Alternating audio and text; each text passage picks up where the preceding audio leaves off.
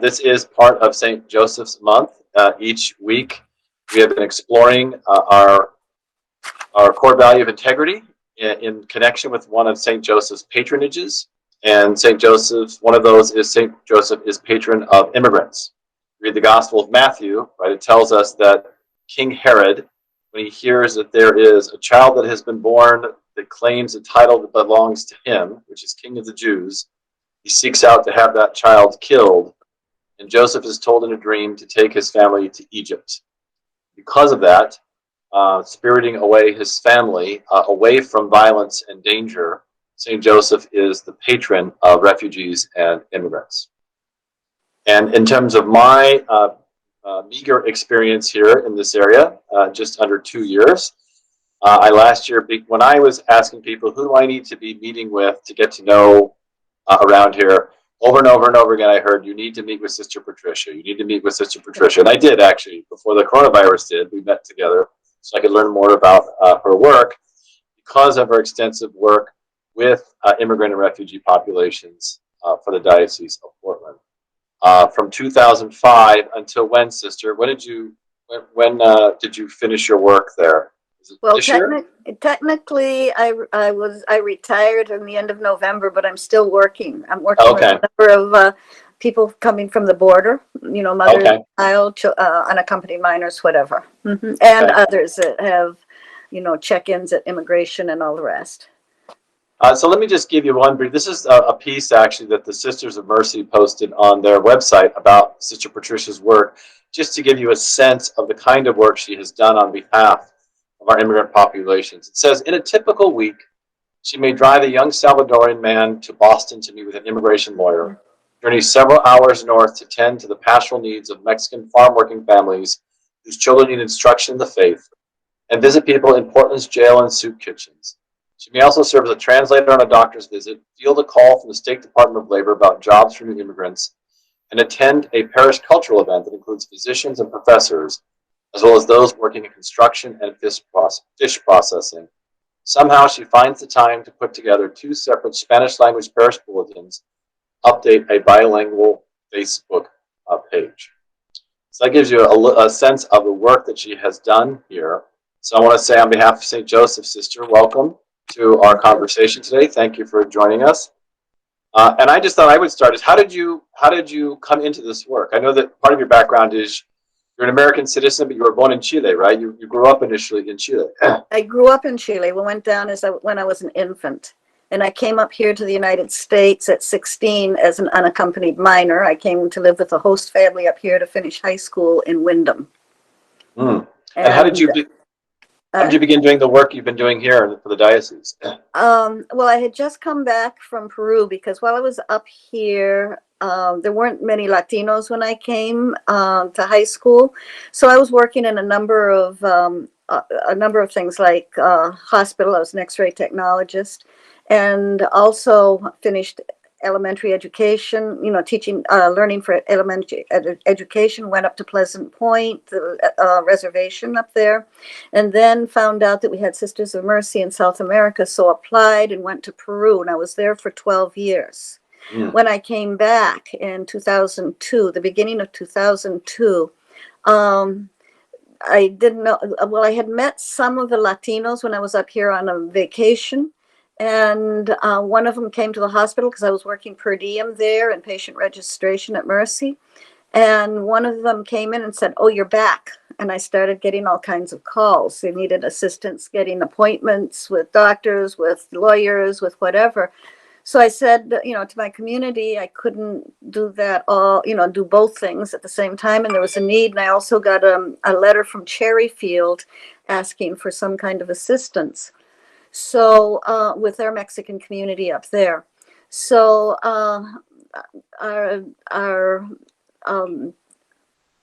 the person, or the major superior here said, "Well, after you, who? So apply at the diocese." So I did. And Bishop Malone said, "Oh yeah," when I gave him the census, I went prepared, how many Latinos there were in the state of Maine. He says, "Oh yeah, we do need some assistance, or they do need to be attended to." So we went through a whole process there, and that's how I began the ministry in 2005. thanks to the And Sisters of Mercy and to the diocese. okay, good. And do you know how many at the time? I think you said was it 20,000 at the time you met with the bishop and Yeah, there how, were what about 18 to 20,000, but a lot of them are undercounted too. and what do you know? What's the kind of current census then of Latino population in I Maine? have no idea at this point, but I think it's definitely higher than that. When there is a census, because of the fear, the census questions come to the homes, apartments, and usually because of the lack of housing and a number of other issues, you don't have one family living in an apartment. You have one in each bedroom. Hmm. So the one that who's renting or who under whose name the lease is the one that fills out the census for their family, and sometimes the other ones don't. Okay, That's for part a of number of contributes to, reasons. that Yeah, contributes to the undercounting. yeah. So there's And some undercounting, and and can you describe for us the types the makeup of a Latino community here in Maine? As you mentioned, Mexican workers, but I know it's right. a kind of rather wide Yes. spectrum, right, in terms of the community here. Right. We have a number for, it depends. Mexican community is basically in the rural areas. But Portland and some of the other areas, there's a lot of from the triangle, El Salvador, Guatemala, and Honduras especially. And we have a number of others from other countries around Central and South America. From Peru, Argentina, Colombia, different places. Mhm. And what have you encountered are the reasons that people have come here? Uh, Well, and both come here generally to America, but why right. specifically Maine also? Why is Maine attractive, if you will, to Okay, this sometimes population? there's they have connections up here, either friends who have been up here, and there's jobs, because believe me, in the agricultural industry, there's a lot of work for for a number of them, and also some of them come from some of them, especially from South America and some of the other places, have professions that they can fit into here. Um, so there's a variety of reasons. But Maine is one where some of them do have connections, and some of them just think that, well, it's a good place to come. Mhm. And what's and the status of these groups too? I would imagine ranges from legal to undocumented. Would that be correct? There's a number of undocumented ones, and those are usually the entry level workers. And they'd like nothing more than to be documented. It's just that we have put a lot of barriers in their way. We can't do without them because they're the agricultural workers. And like one dairy farmer said, when ICE was going around recently, it was last year, trying to figure out where some of them were. One of the dairy farmers said, they better not take my workers if they want milk and ice cream and cottage cheese and whatever, all the milk products, because he said, I can't take care of 420 cows by myself. And what are the hurdles? What are the major hurdles that The these major undocumented? hurdles, the major hurdles are applying. They've gone to lawyers and they paid a pretty penny. And the lawyers say, because you're Central American, there really isn't there isn't a way yet. So that's one of the hurdles. They do pay taxes. They don't have social security numbers, but they pay with ITINs. And they're very faithful with that. And that's to their benefit too, because at some point when they do come up for legalization, which, as I said, most of them would like to be able to do, they've got proof that they have been paying taxes. And that's not just like the ITIN, which is equivalent to the Social Security, but they don't get any benefits with it. They also pay sales tax and all the other taxes that come along with living here. And the prior administration imposed a good number of restrictions Yes. against people trying to enter the country as refugees to seek asylum. What kind of impact did that have? Did that have an impact here in Maine? And if so, what kind of impact did it have? Well, I think the greatest impact is down in the southern border, and with people. The impact that it has here are the separations of families, because a lot of times the men have been picked up for no reason they just were followed. It was really profiling, and were sent back. So that leaves the mother, who was also undocumented, with her children, having to work to pay the rent and buy food and all the rest of it, and to support their children. And before, it took the two salaries to do that, because rents here in Portland are not cheap, as you know. So those are some of the issues, the impacts with here, because ICE was fairly active. Now, some of them that had come up from the border at some point, that were released on credible fear or whatever, they do have to go to South Portland to immigration. And they have a time, they're given dates, and they go down, and they're very faithful with that, because compliance is important. And generally that's enough. But right now, like court dates, also they have to go to Boston to court. But with this pandemic, things have been put way ahead, and some court dates are not until 2023. And there's 3 sets of court dates. There's 2 master hearings, and then the final one. The first master hearing is just to, see if they comply, I guess, basically. The second one is, they kind of need a lawyer. And for the third one, they would definitely need a lawyer present. So those. You mentioned the high cost of living in this area, the Portland area in particular. Where do, if the people are in this region, then where do they live, or how do they find housing, or are there agencies that help them find lodging or housing?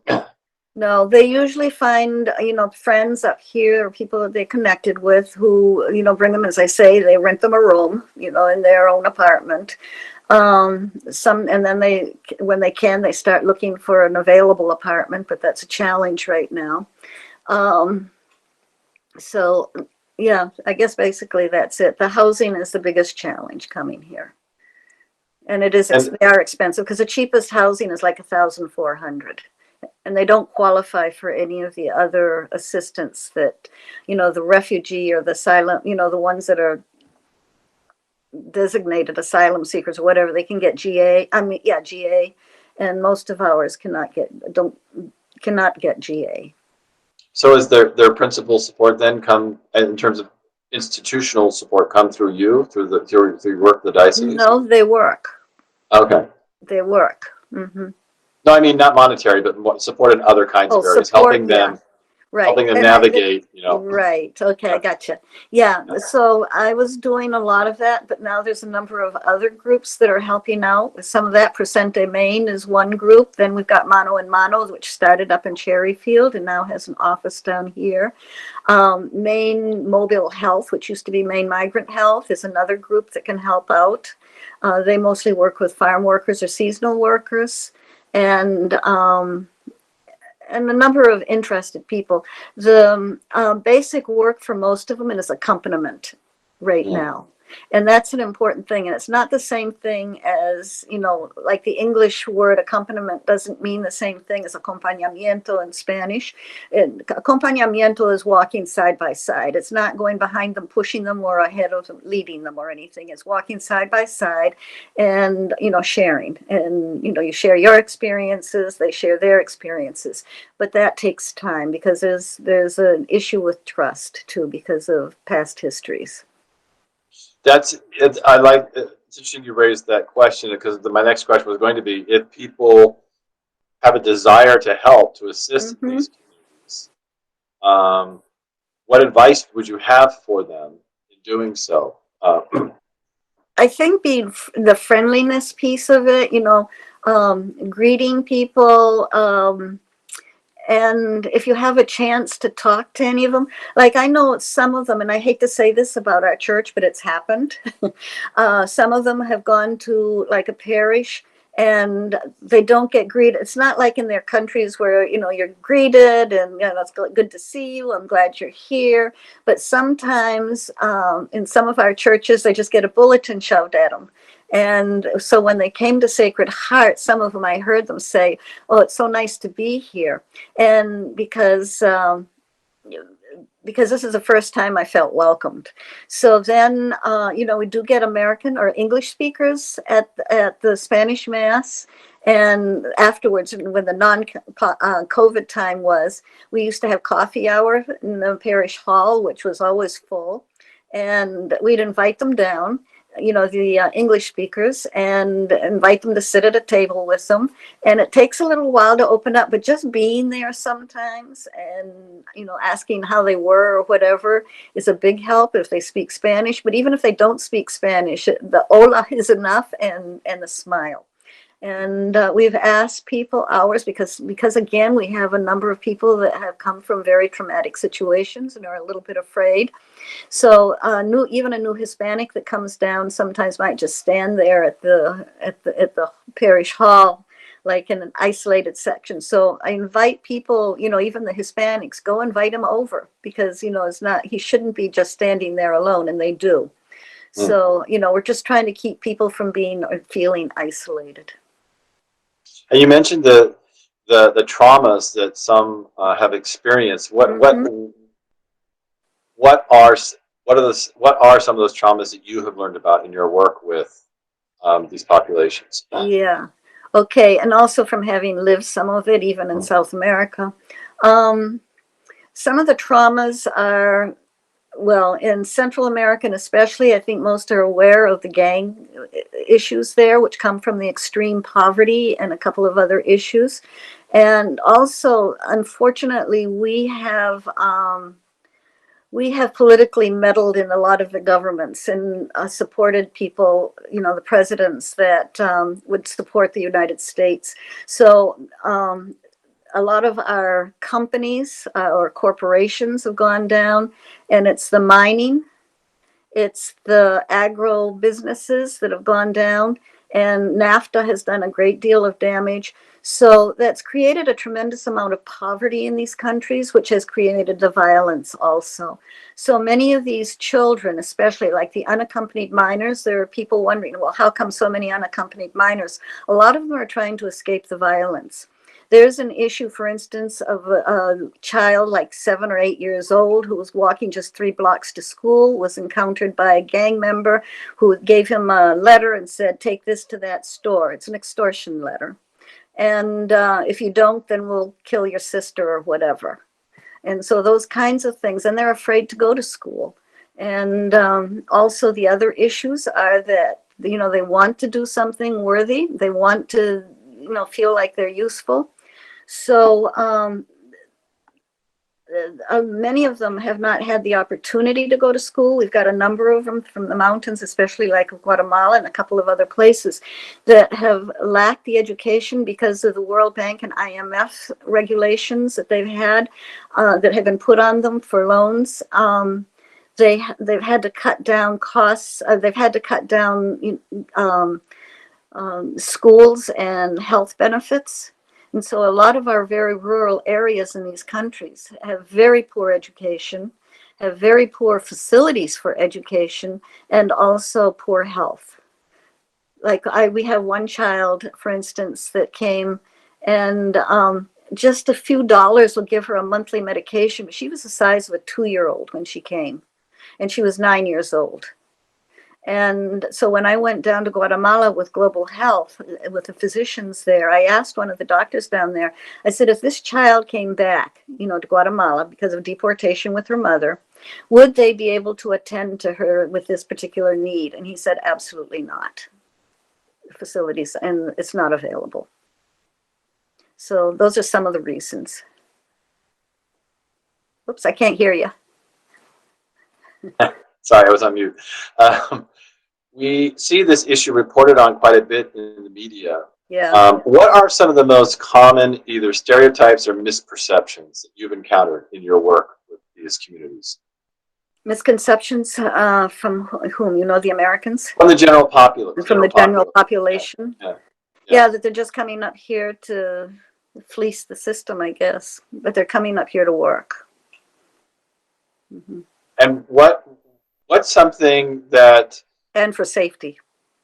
What's something that you know about working with these communities that's not reported enough, perhaps, for the general populace? What's something that we should know about these communities that we don't know I think about their community, their life, or other aspects of the community that we just are not aware of or familiar with because we're just not reading about it. I think it's the history, the root causes as to why they're here. Extractive industries, like the mining in particular, and I can go from my own personal experience on that in South America. Anaconda Mining it's an American company out of Colorado, I think it was. The town where my brother and sister were born no longer exists. It's a huge open pit mine in Chile. The other one is in Peru. When I worked there, there was a Newmont company, which is also American, and they were mining, I can't remember what ore it was, but they use mercury and to process it, and the mercury was in the water, and we had all kinds of children that were affected physically and also mentally because of the mercury in the water. There's mercury poisoning.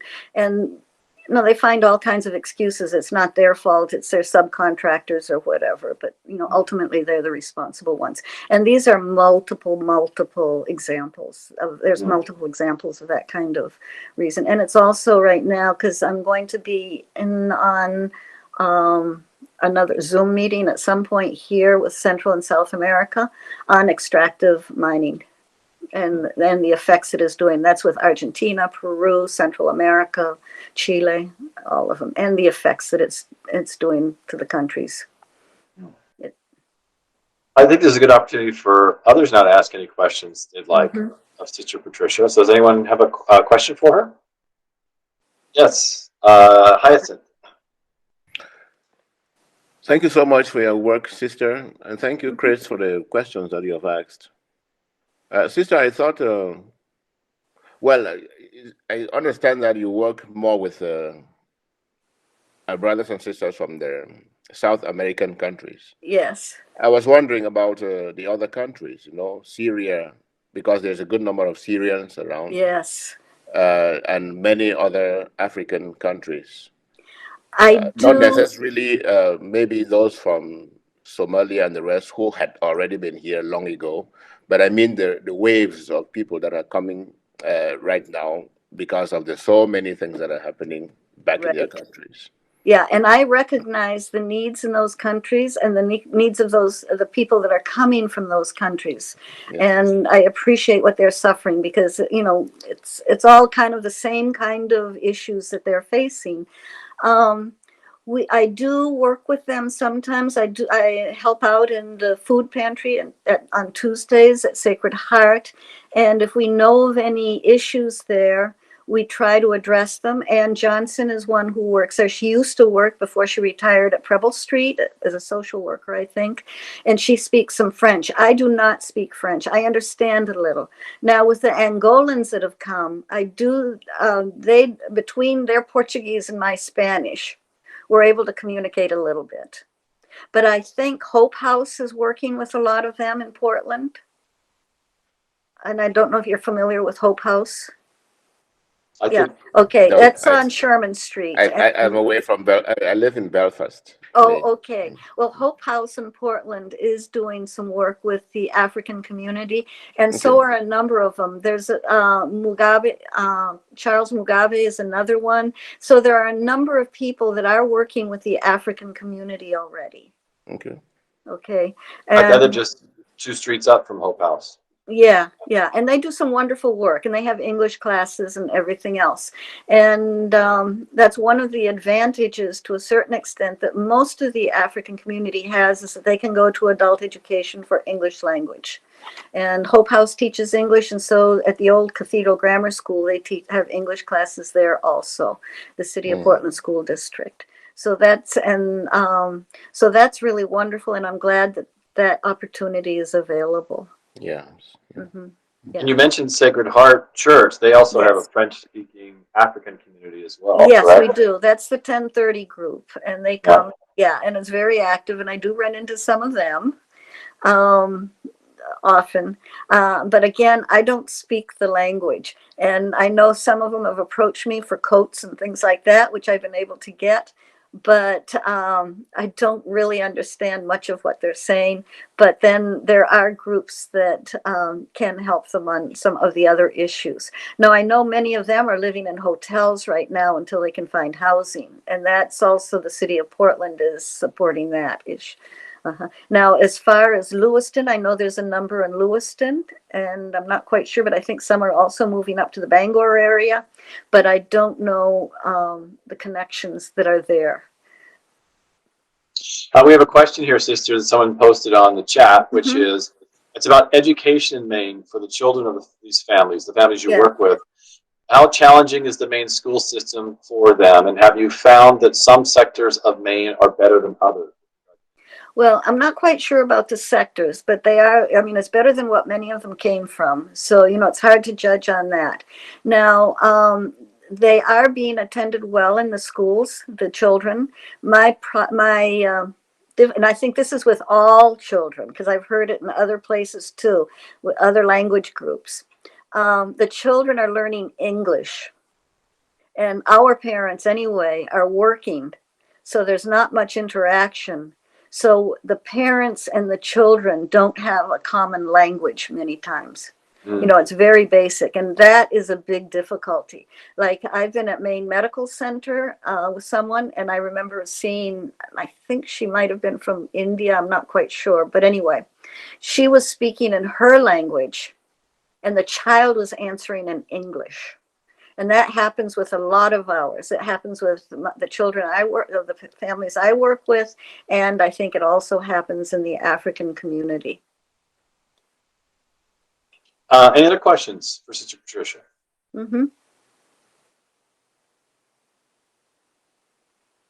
I have one, sister. Yes. Shortly after our time is done here, I will be walking down to the expo to get my first vaccination. Oh, good for you. For COVID-19. How has the status of some of these communities impacted their either access to the vaccine, or even are they hesitant to get the vaccine for fear of providing information that could be used against them? Okay, as far as the status, that hasn't been much of an issue. Some of them are grateful to be able to receive it. We don't have too many that were in the 60 and over, but Portland Minority Health has come. Isabella Borrero has come and signed up a number of people that wanted to be vaccinated. So we've got quite a number of people already signed up. We had to go through a lot of the misconceptions that some had, because I don't know if you're aware, but some of the, like, some experiments had been done in these different countries on drugs and things like that. So there was a lot of hesitancy at first. So they had to know that, you know, like, I had the vaccine, and yeah, I just had a very itchy arm for a day or two, but yeah, it's okay. And some people have a little pain, but you know, it's all the same vaccine. So, you know, the COVID has put a fear in them also. So I think many of them are willing. They're not afraid to give their not going to be held against them, and they've been told that, and so we'll see. But yes, they do want the vaccines. Yes, Sister Mary George, I know you had a question. I had to mute you there briefly. I think you have to unmute yourself. Yeah, you're on mute, Sister Mary George. You have to unmute yourself, sister.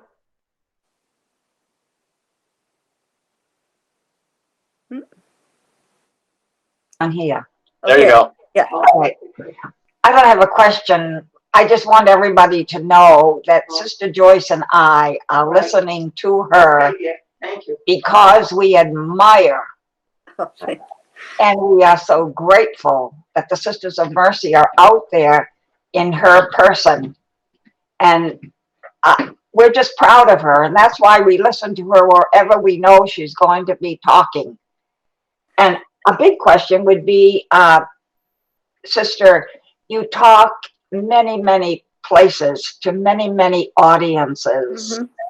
And do you find that you reap much fruit from those, or is it just that people have listened to you and they know a little bit more, but does it lead to action? rather than simply listening. Are you Yeah. aware of how fruitful your ministry is? That's a good question, and I really don't know, but I think just the basic information coming to people is important. So there's another lens to look through. Um, yeah, and I appreciate it, and I appreciate the support that I've had with the Sisters of Mercy. I doubt if I could not have. I know I could not have done it without the support of the sisters, especially like when I was able to go to Peru and other. It's just been a tremendous help for me and support, because sometimes it's not easy. You see a lot of and you hear a lot of stories about the people that have, some of the suffering they've been through and the fears of being deported and things like that. So, I appreciate the support of the Sisters of Mercy and other people that have been supportive. Hmm. Thank you. Other questions? And I would like to say there's a lot of stuff out there that can be read, like the whole El Mazote massacre that was in El Salvador. Today is the anniversary of the death of Oscar Romero. And there's some wonderful books on him and, what he went through, because he had a tremendous change of heart when he was assigned to as bishop a priest and bishop in El Salvador, because he'd come from Rome, and just talking with the people and getting to know what their struggles were. So I'd recommend any books by Oscar Romero, and there's also some very good DVDs that document his life. Looks like, yes, Sister Joyce? I appreciate the fact that you have two languages, English and Spanish. Do you ever get them mixed up, sister? Not really, but sometimes I have a Spanish word that I can't really translate appropriately into English, like acompañamiento is, accompaniment. They don't really translate that well. How encuentro is another one, that's encounter. It doesn't have the same meaning. So, those kinds of things, sometimes it reminds me, because I remember when I was at Pleasant Point, they said Eskimos or the people in Alaska had 14 words for snow. Uh-huh. And we only have like one or two. So, it's like, how do you translate those little subtle differences in them? Yeah. And I'm sure most languages have those kinds of subtleties that are sometimes hard to translate. So, yeah. Thank you. Yeah. Thank you. You mentioned, the use of the Spanish language and sometimes the difficulty of translating, but it also brought to mind that we have a Spanish-speaking Pope. Yeah. And has that made any difference? Have you seen that it's made any kind of difference with regard to the communities that you serve? Probably yes, because he's, he knows the reality of these areas, and it's just nice to have somebody from a different part of. I mean, he belongs, so to speak. So it's just nice to have somebody there who's part of the area, a little bit more inclusive, I guess, for everybody. Now we need the next one from Africa.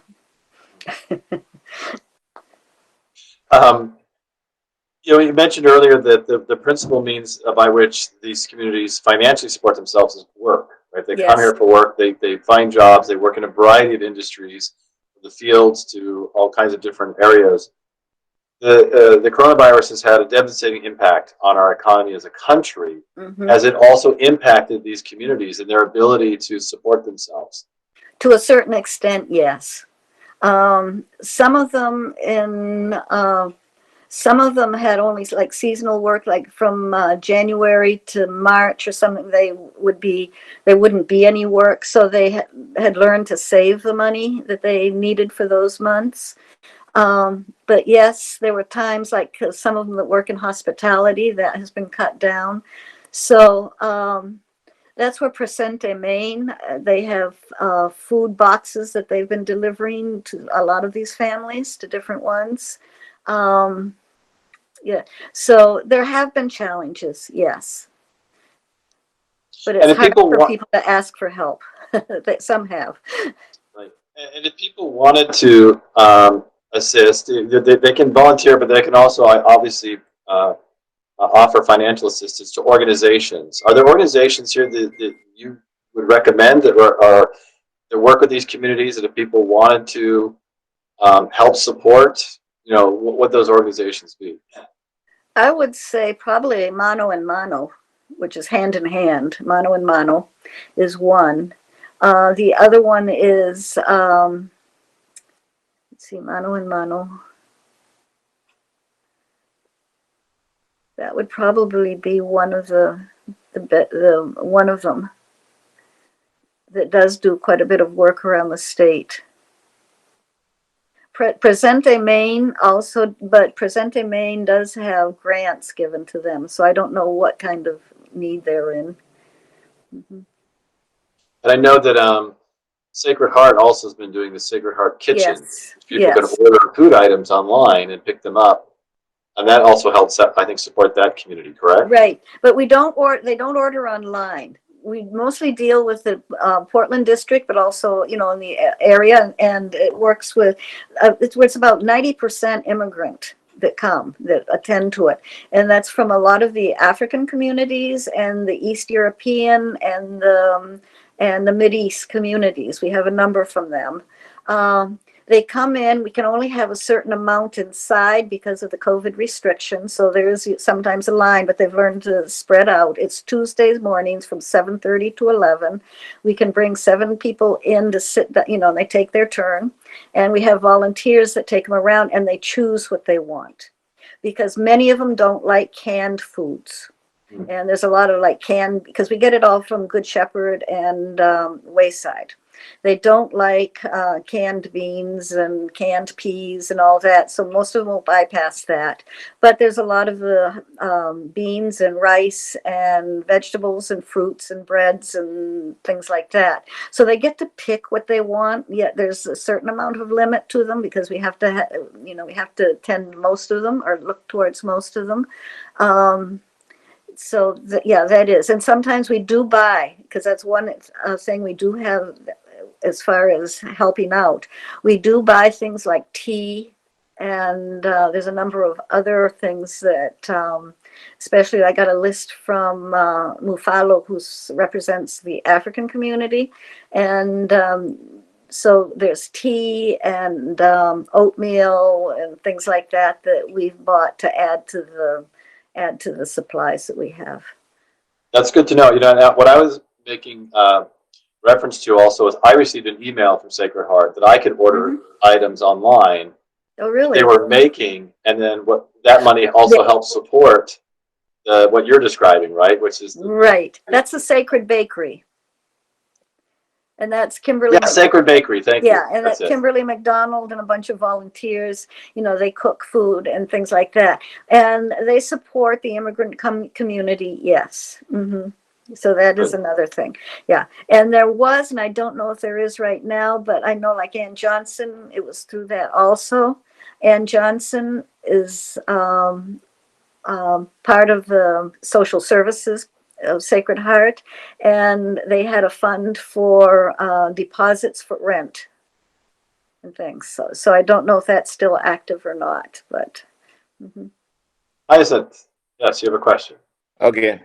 Sister, just from your personal experience, sister, Yes. maybe after you have worked with some of the immigrants and maybe happen to see them in their afterlife when they have settled maybe here, and do they have some successes that maybe can give you joy and fulfillment in the work that you are doing, and can convince you that most people, maybe 90, 95, 90, 99% come actually not just to have a better life and and succeed yeah. And one of the things that makes me happy is because a number of them come over from Africa that have professions. Yes. And, they're trying to, there are groups that are trying to help them be accepted here, those professions here. Yeah. And so they're working in different places. Like I know there's a number of them that work at Spring Harbor, which is the mental health facility. In I think it's Westbrook or Southport, Scarborough, somewhere around there. It's near the mall. and a number of other areas in the hospitals and such. And some of them start in the entry-level positions, but they can move up. And I know once we had a doctor who came from Peru who came in, and he was working as a lab assistant, but he was a physician, but trying to get his medical certification validated. Yeah. Yes.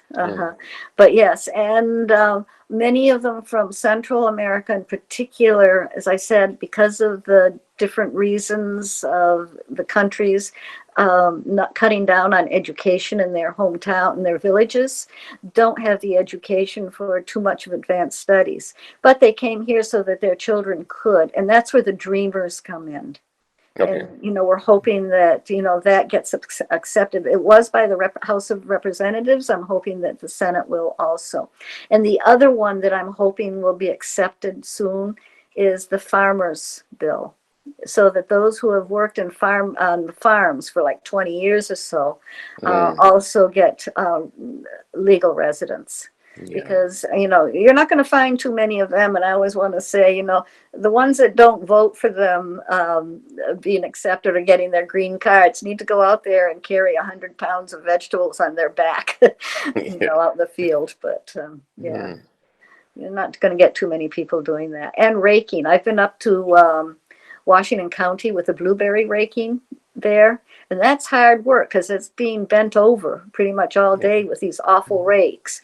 And like one time I was talking to this man who was only about 40 years old, and he looked like he was 75 or older because of the, you know, he's a migrant worker working between the strawberries in Florida up to the blueberries here.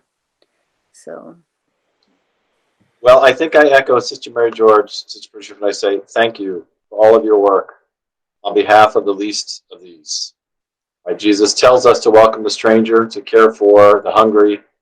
Certainly something that the works of mercy, you certainly have been a living embodiment of that, and an inspiration to us at St. Joseph's. So I want to say thank you for your time today, and thank you for your ministry. And I know your ministry has not only just been technically 15 years since 2005. It's been a lifetime of work. So we just wanted to thank you for that. Thank you. And I encourage anybody to watch the films on Oscar Romero.